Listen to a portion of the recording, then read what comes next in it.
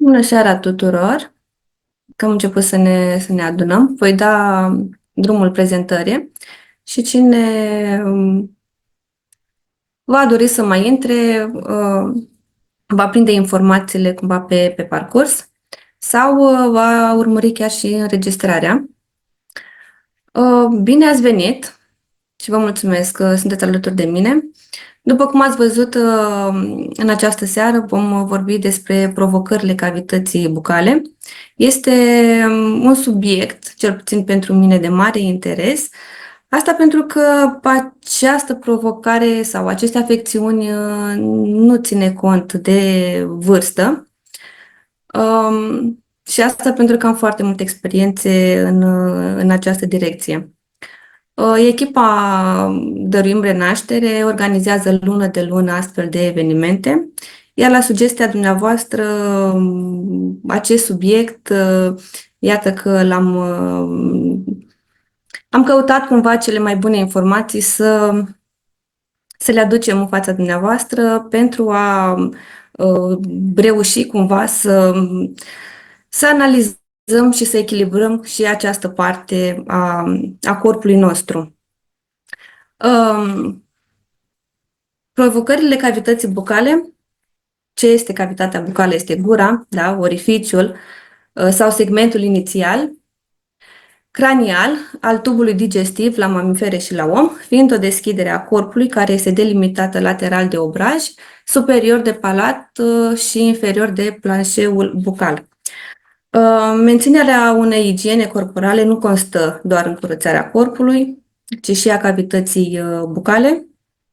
Lipsa unei igiene regulate, zic eu, duce la probleme gingivale, la probleme ale limbii, a buzelor, a dinților și a feței interne a obrajilor, dar și a problemelor digestive.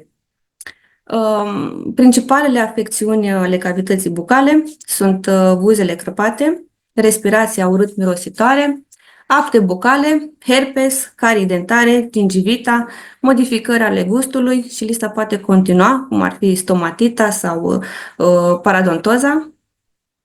Buzele crăpate sunt cauzele unei deshidratări sau a unui mediu, da, condițiile de mediu, iar noi, deși nu le oferim prea multă atenție, buzele acționează ca o membrană protectoare pentru cavitatea bucală, de aceea trebuie să le menținem hidratate. Respirația urât-mirositoare, numită și halenă, este cauzată de problemele gastrice sau chiar lipsa unei igiene corespunzătoare. Aftele bucale, ele apar în cavitatea noastră bucală, dar poate apărea chiar și pe interiorul obrajilor sau a buzelor, iar ele netratate la timp pot provoca grave, nu chiar grave, sau poate provoca dificultate în ceea ce ține de vorbit, chiar și de mestecat. Herpesul, după cum știm că herpesul apare pe exteriorul buzelor, chiar și pe interior, aceasta la fel sunt se poate întâlni chiar și pe interiorul buzelor. Cauzele pot fi fluctuațiile hormonale sau oboseala cronică sau chiar scăderea în imunitate. Cariile dentare și gingivita, un periaj corect poate duce și cu siguranță poate duce la aceste carii și la afecțiunea asta de gingivită, dar nu numai. Această gingivită apare înaintea paradontozei, iar ea se referă la inflamația gingiilor, iar paradontoza la afectarea gingiilor și la distrugerea țesuturilor, sau chiar a osului mandibulei. Stresul chimic poate fi una dintre cauze. Acum să nu ne mirăm, stresul chimic, nu știu în ce condiții lucrăm, dar stresul chimic poate să fie și alimentația și toate aceste vicii. Nu are rost să le enumerăm, pentru că mă confrunt cu o asemenea problemă. În ceea ce privește gingivita și paradontoza, trebuie să ținem cont cumva și de suprarenalele noastre, pentru că au o mare legătură.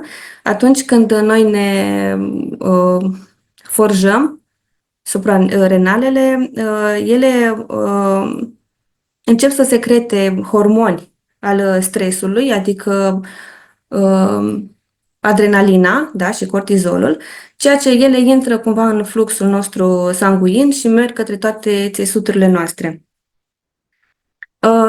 Modificări ale gustului. Simultan cu aceste modificări poate apărea și probleme respiratorii, pentru că o curățare zilnică a cavității bucale atrage automat și curățarea limbii, iar acesta, dacă nu este curățat zilnic, poate căpăta un aspect poros, iar de aici să vină și lipsa gustului. Despre uleiurile esențiale, ele, după cum vedeți și știți, poate, da, din prezentările noastre și poate dețineți astfel de prezentări. Uleiurile esențiale sunt compuși chimici, volatili. Ele se extrag sunt compuși aromatici, da, natural. Practic este esența plantei.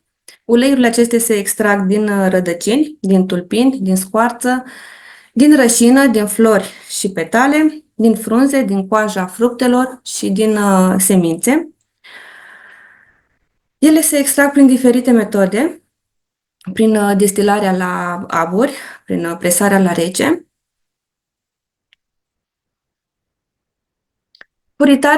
Puritatea este absolut firească în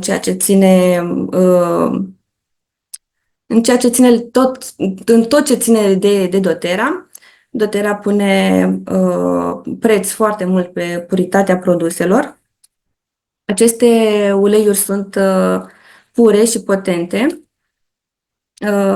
Plantele sunt crescute și recoltate în habitatul lor natural pentru maximă potență. Testările independente asigură autenticitatea, ponteța și puritatea acestor uleiuri. Aici am să fac o mică paranteză, emoțiile văd că îmi dă mari bătăi de cap. Nu toate companiile de uleiuri esențiale aleg să impună aceste standarde, standarde stricte de testare, și în acești 2 ani de când consum aceste uleiuri, mi-am dat seama că multe companii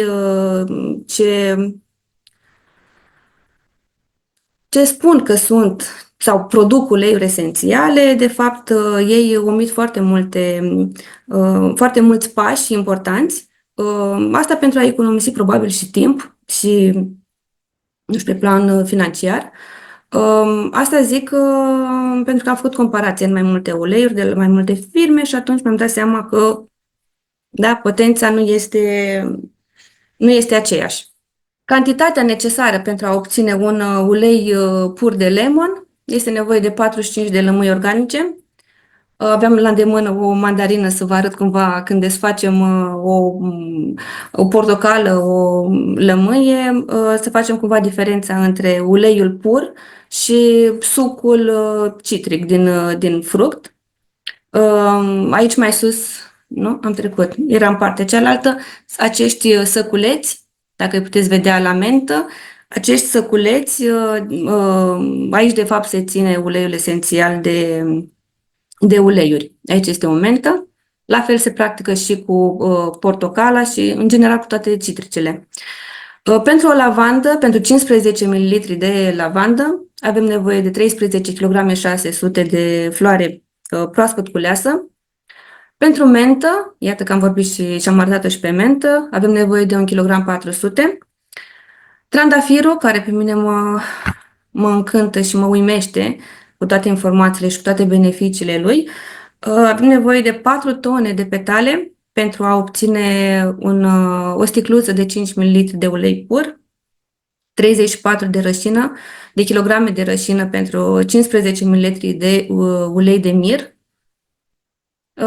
4 kg de ace de chiparos pentru uleiul cipres de 15 ml, iar melisa avem nevoie de 450 de kg de plantă pentru producerea 15 ml de ulei.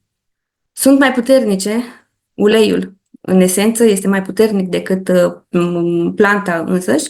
O picătură conține 40 de triliarde de molecule chimice volatile, sunt delimitate în proprietăți și beneficii, trec de orice barieră, asta fiind molecula, fiind foarte mică, permite pătrunderea acestora în piele, în sistemul muscular, a membrelor celulare, adresând astfel afecțiuni la nivelul celular.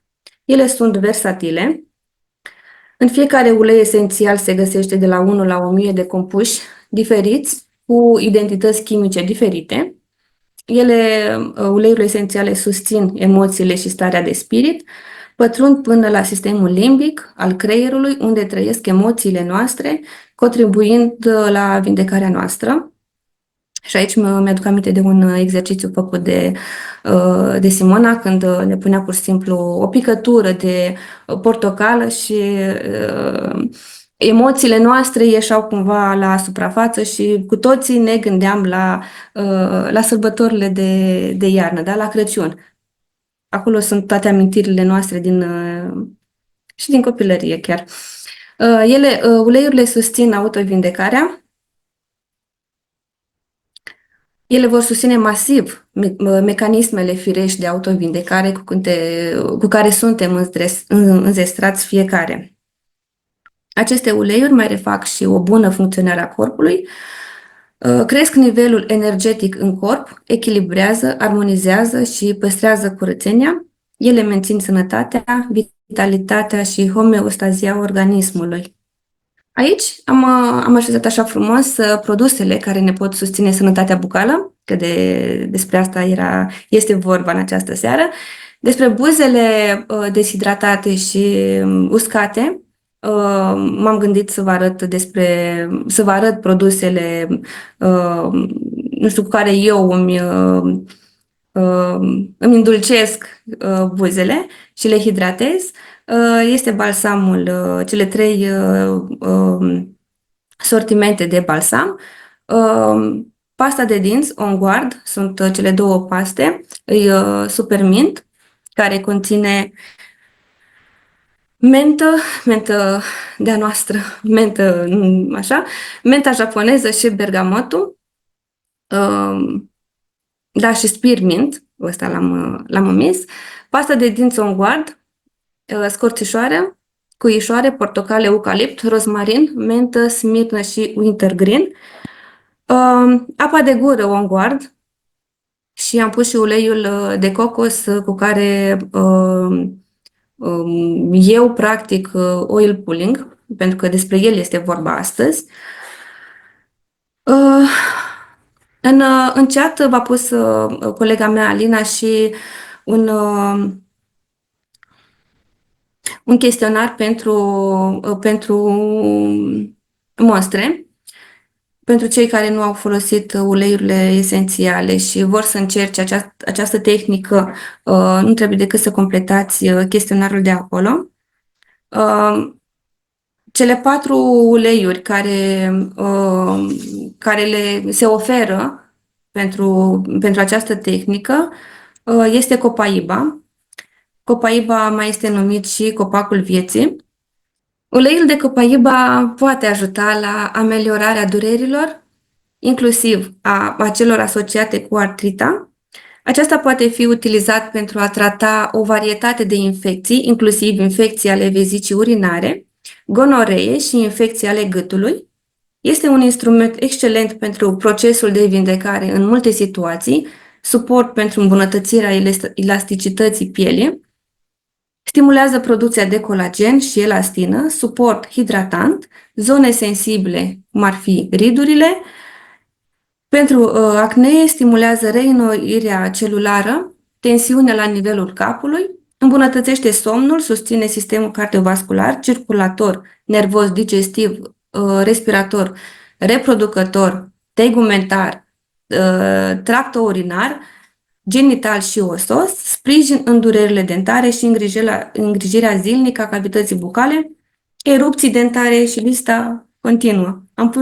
Am pus foarte multe. Pe partea emoțională, copaiba este cunoscut ca și uleiul dezgolirii, ajutând la ameliorarea stărilor negative, cum ar fi rușinea, vinovăția, regretele, suprimarea și revolta. Emoțiile pozitive este demnitatea, conștientizarea de sine, claritatea, iertarea, existența de intenție. Copaiba este benefic în stările anxioase, de vinovăție, pline de regret, rușinat, nedemn. El scoate la suprafață emoțiile suprimate, cultivă sentimentul de claritate, iertare, conectare cu trecutul. Următorul ulei este peppermint, menta. Menta este un ulei esențial care are o multitudine de beneficii.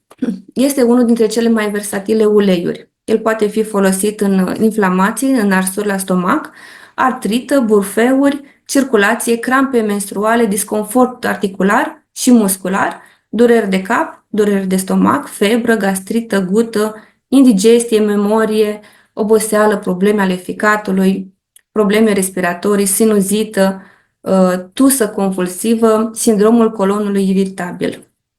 Pe partea emoțională, menta insuflă veselie și voioșie în inimă și în suflet, revigorează trupul, mintea și spiritul, ne reamintește că viața poate însemna și fericire, că nu trebuie să ne lăsăm ghidați de frici. Emoțiile negative, durere insuportabilă, disperare accentuată, inimă grea, pesimist, trist, iar la emoțiile pozitive, pentru voioșie, optimism, ușurat, putere pentru a face față durerii sufletești. Următorul ulei este tea tree, arborele de ceai. Melaleuca are mai multe denumiri cu mai multe întrebuințări. Bună seara! Bună seara!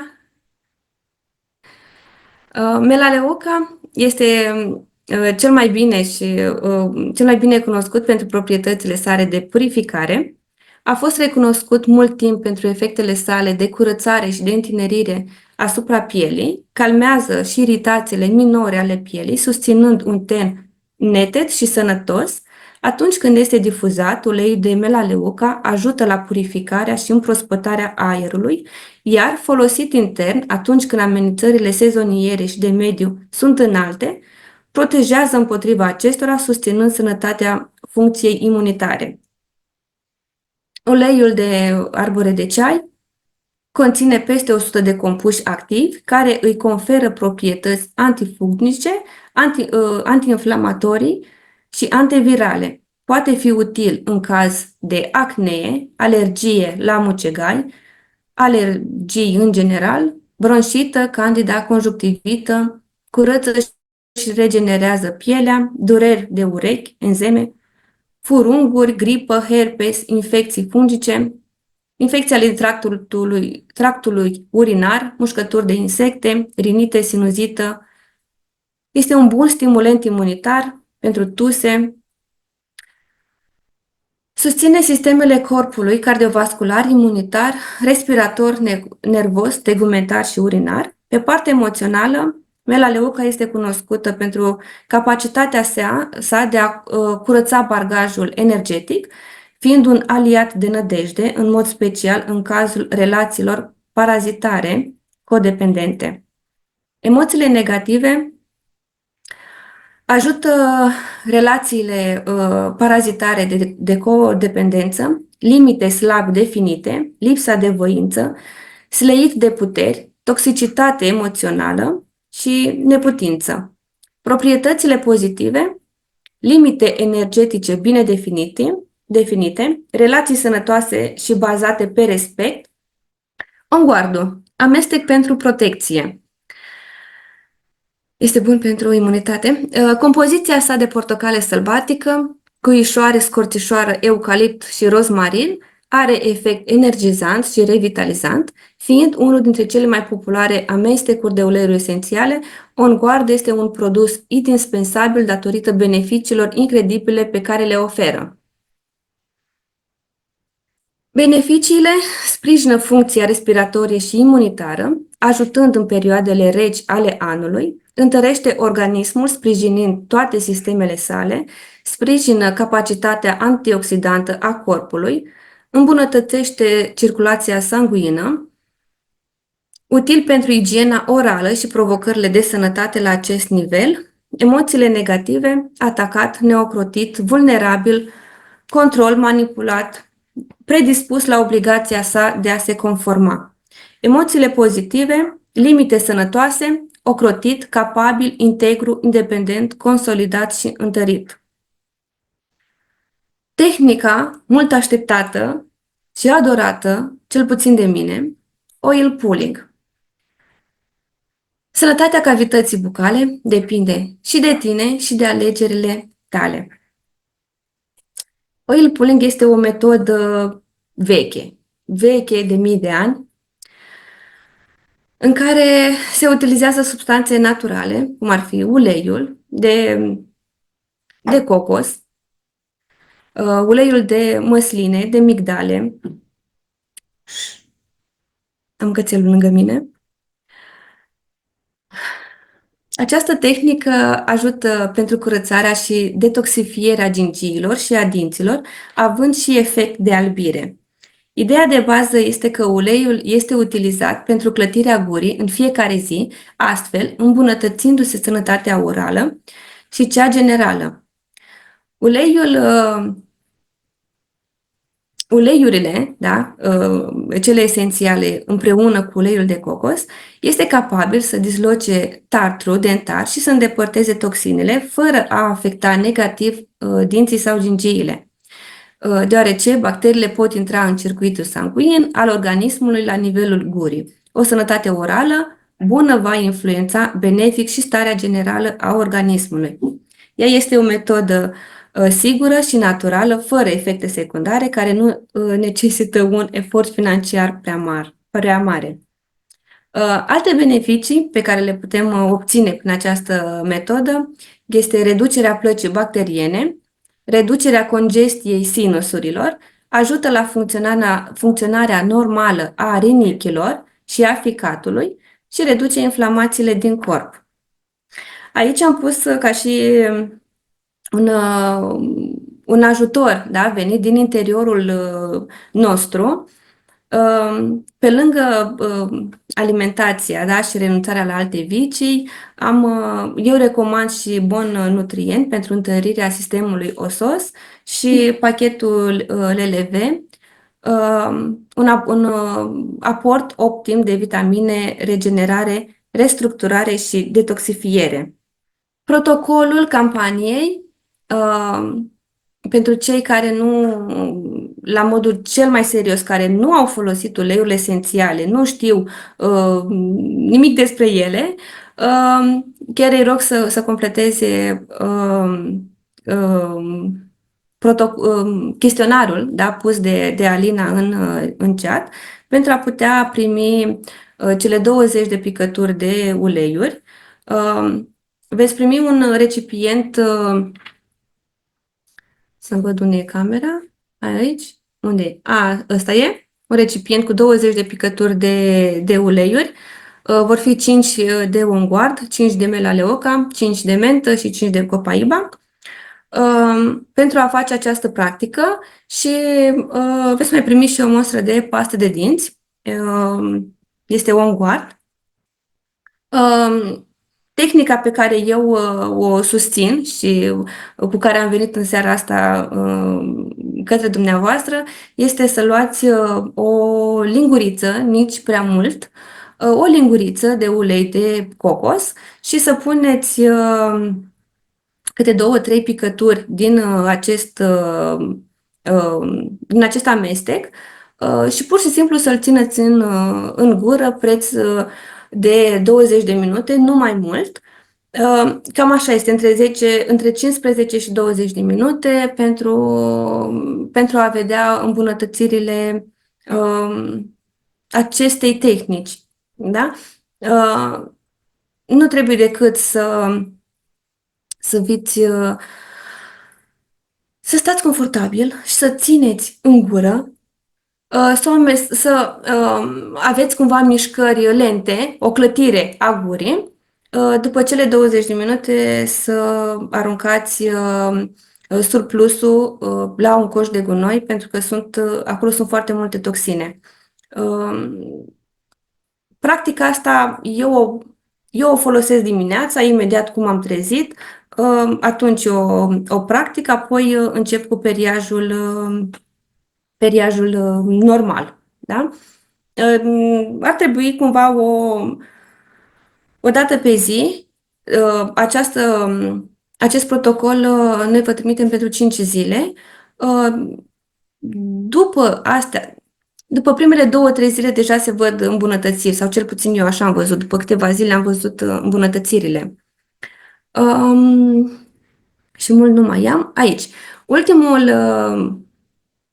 slide l-am pus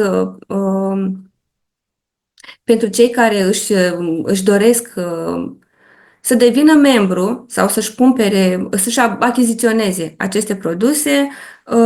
Echipa noastră pune la dispoziția dumneavoastră și câteva cadouri extra. Le vedeți aici, da? Până la 200 de puncte veți primi o portocală și un kit din ăsta micuț de 5 ml de ulei de lavandă, lemon și mentă. Dacă punctele din pachet depășesc 200 de puncte, veți primi celelalte două uleiuri, o portocală și un balance. Și dacă trece peste, un balance și un adaptiv. Eu nu știu dacă mai aveam ceva să mai zic, dar cred că asta este, nu? Ok. Folosirea. Am omis ceva. Sunt trei variante de utilizare a acestor uleiuri. Una este aromatic. Pur și simplu se pune o picătură în palmă și se miroase. S-a pus în difuzor pentru a purifica aerul și um,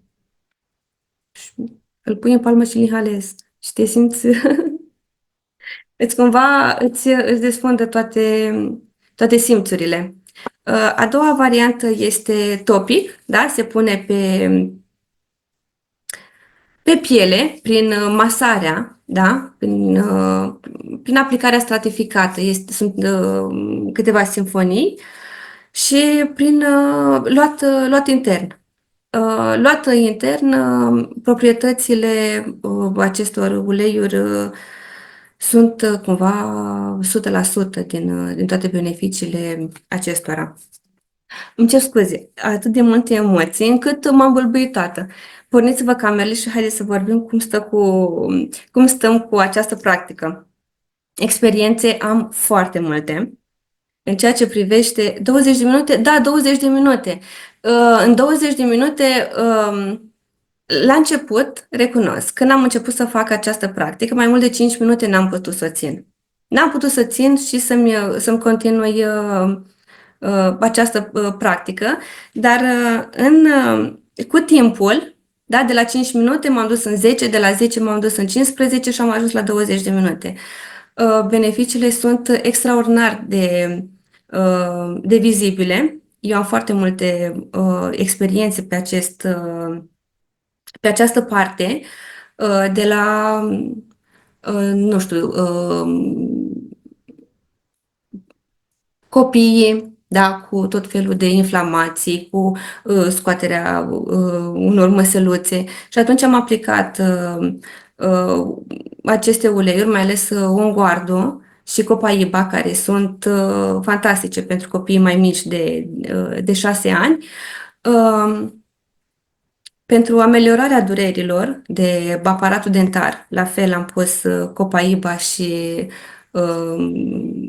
mentă și cuișoare, le-am pus pe toate acolo pentru băiat și intern, făcând oil pulling, dar și pe obraj, pe partea exterioară. Gianina, Da, o să te unde? întrerup eu că am foarte Da, puțin timp la dispoziție să mai stau, cred, eu dar sunt vroiam băgată în să... priză. Eu văd, e în regulă.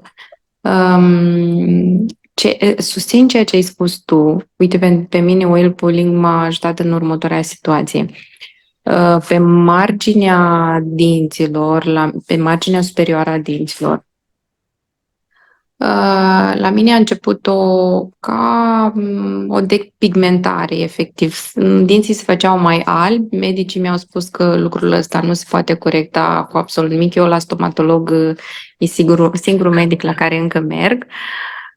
Și medicul meu mi-a spus că nu se poate corecta cu nimic. Așa că singurul lucru pe care el mi-l recomandă este să fac o periere mai frecventă decât o făceam și să încerc să folosesc dușul bucal. Eu recunosc că foarte greu aș reuși să stau cu periuța după mine mai mult decât o fac acum. Așa că nu neapărat doar dimineața, mie mi s-a întâmplat și în timpul zilei și seara, așa cum am avut timp, am început să fac oil pulling exact cu uleiurile pe care le-ai prezentat tu. Și ceea ce este extraordinar pentru mine este că depigmentarea s-a oprit și pe alocuri se văd îmbunătățiri. De oprit s-a oprit și la dinți lucrurile nu se manifestă așa ca la o rană, ca să o poți vedea, da? Lucrul ăsta necesită destul de mult timp. La mine am reușit să vedem lucrul ăsta de la o vizită la alta, adică undeva cred că la 3 luni, când am mai avut eu ceva de lucrat. Mi-a spus că observă într-adevăr că nu mai există zonă care să cumuleze bacterii acolo. Eu nu mai țin minte exact care era termenul, ceea ce înseamnă că s-a oprit din evoluție. Iar pe alocuri văd eu, vizual, efectiv, că sunt mici retrageri, dar lucrul ăsta cred că deja are 5-6 luni de zile de utilizare. Și spun termenii ăștia cu foarte mare claritate, adică e un proces lung, dar este un proces care cred că pentru mine, cel puțin, pe mine mă costă mult mai puțin. Și pe lângă asta, un lucru foarte important pe care l-am observat, respirația este mult, mult mai ok și mirosul din gură nici nu se compară. Așa că beneficiile sunt multe, dar este într-adevăr nevoie de mai multă perseverență, dacă mă întreb pe mine, decât în altă practică, cum e cea pe piele sau cum e cea la nivel de stomac, pe care o observi mai rapid. Deci eu recomand pe termen lung, la fel de mult ca și spălatul pe dinți. Vă îmbrățișez, atât am vrut eu să spun despre experiența mea. Seară frumoasă! Mulțumesc, Simona. Da, asta am putut să observ și eu de-a lungul timpului mi-am adus aminte că mi-am adus și pasta aici, pasta mea On Guard. Am avut mari probleme cu sângerarea gingiilor și fiind pasta de dinți de la doTERRA este foarte solidă. E atât de groasă încât nici nu greu o putem scoate din acest tub. Și am găsit o postare tot pe acest grup în care am pus un pic de apă și am făcut un pic mai subțire și am pus lemongrass, melaleuca și On Guard. Vreau să zic că nu mă așteptam să Probleme de sângerare erau. Nu erau peste tot, da, de când am început să folosesc pasta asta, dar între timp s-a mai atenuat. Și cum am pus această combinație cu lemongrass și cele două uleiuri de mela și un quart, am văzut îmbunătățiri. Și asta într-un schimb foarte, foarte scurt. Cam oricum, la mine problemele gingivale au apărut într-un timp relativ scurt. Nu, n-aș fi crezut că am probleme cu așa ceva,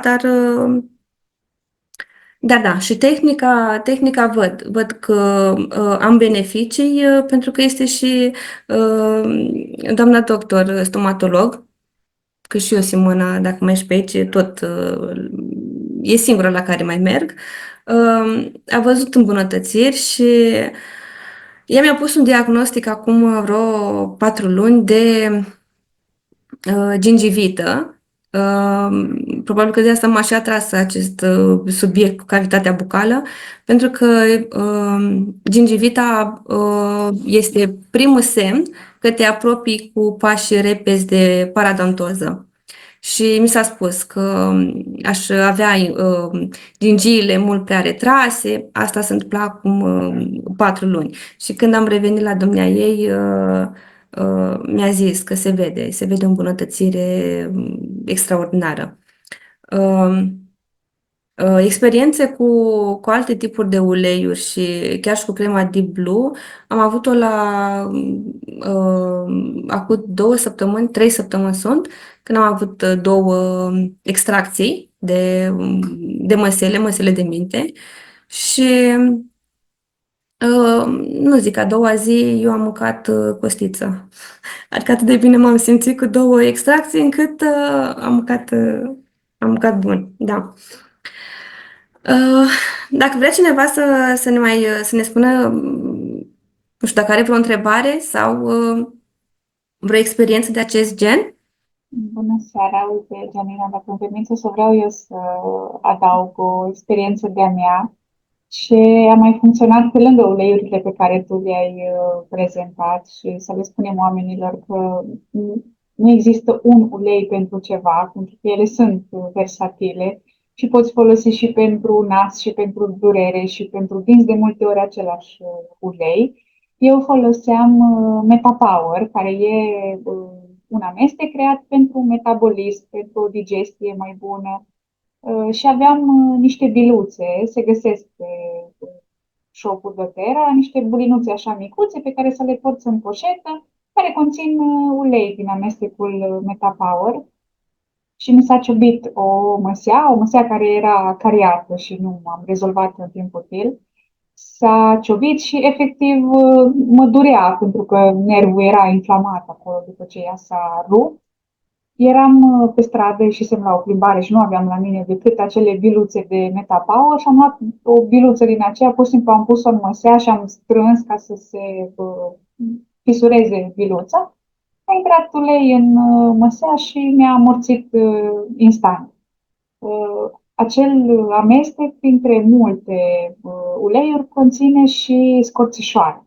Scorțișoara, ca proprietăți, la fel, e cunoscută pentru tot ceea ce înseamnă ameliorarea durerilor, inclusiv senzație de amorțeală. Deci, pur și simplu, n-am mai simțit durere. Ulei pe care îl regăsiți și în amestecul Onguard și în pasta de dinți Onguard pe care a prezentat-o Janina. Așa că aveți încredere și dacă aveți un singur sau două uleiuri acasă, puneți și folosiți pentru că cu siguranță o să vă ajut. Mulțumesc! Mulțumesc și eu, Alina.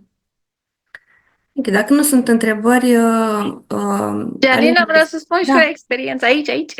Spune, bună, Evita. Bună seara! Da, voiam să spun că și eu acum de fapt anul trecut s-a întâmplat asta. Am avut tot așa o măsea care era foarte cariată și pe care ulterior a trebuit să o scot, din păcate.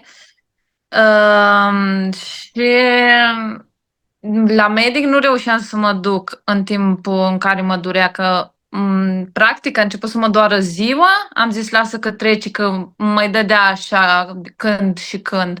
Doar că trecea la un anumit timp și n-am acordat așa mare importanță. Durerea s-a intensificat atât de tare pe timpul nopții, încât am zis că mor, efectiv, o durere atât de mare. Și n-am avut la îndemână decât Wintergreen, care este un ulei puternic, care m-a ajutat foarte mult. Deci eu mi-am făcut practic o bombă, în adevăratul sens al cuvântului, am pus fix ce aveam mai puternic prin casă. Am folosit oregano, le-am amestecat într-un blend, oregano, clove, wintergreen, care știam că amorțește așa. Ce am mai folosit? Mi se pare că cam atâta, dacă nu mă înșel, și le-am pus pe toate combinate și am folosit o pipetă, că tot vorbeam azi la ședință de acele pipete. Eu l-am folosit pentru că practic era gaură acolo și trebuia să bag ca să amelioreze cumva, ca să pot să trec de noapte ca a doua zi să mă duc la medic. Deci am făcut bomba asta și am reușit să trec peste noapte cu bine. Da, efectiv, bomba asta pe care am făcut-o a ameliorat. Practic mi-a amorțea așa, pentru că fiind uleiuri foarte puternice, a reușit să amelioreze foarte tare durerea și am reușit să trec peste noaptea aia, deci ceva horror. Deci puteți să folosiți orice aveți prin casă, că în momentele alea nu se mai știi și cum să combin, numai să treacă. Așa am făcut eu și am ținut, că tot mi-a venit în minte acum, am ținut să o spun și aici. Da, de o astfel de bombă mi-am făcut și eu pentru o infecție tot la un dinte. Um, Doamna mea, stomatolog, mi-a propus în următoarele 10 zile pe antibiotic. Când am auzit de antibiotic, zic ok, lasă că îmi fac eu. Și la fel am pus copaiba cu melaleuca, onguard și oregano. Și mi-am pus 3 picături și în 5 zile chiar chiar aveam inflamația, pornea cumva de la baza nasului, da? Și cu toată partea de maxilar, toată o aveam inflamată și se vedea acolo și ceva, un lichid. Probabil că era un puroi, ceva. Dar în timp de 5 zile, făcând bomba asta și luând-o de 2 ori pe zi, practic nu mai fost nevoie să mai iau și altceva. De asta, cum spunea și Alina, cum spuneai și tu, că un ulei pus acolo, având atâtea beneficii și fiind atât de pure, nu are cum să nu dea rezultate. Îți mulțumesc. Vă mulțumesc, fetelor. Vă mulțumesc mult.